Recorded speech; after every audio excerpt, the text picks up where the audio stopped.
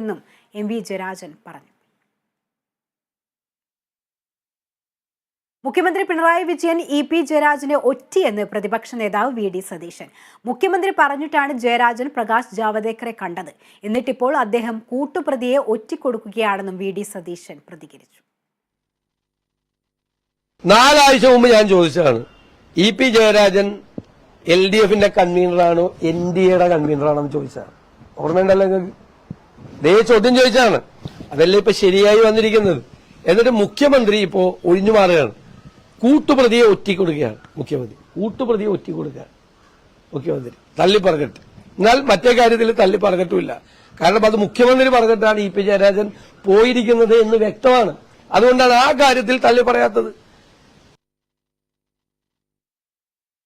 BJP നേതാവ് പ്രകാശ് ജാവദേക്കർ മുഖ്യമന്ത്രിയെ എവിടെ വെച്ച് കണ്ടുവെന്ന് വ്യക്തമാക്കണമെന്ന് കണ്ണൂരിലെ UDF സ്ഥാനാർത്ഥി കെ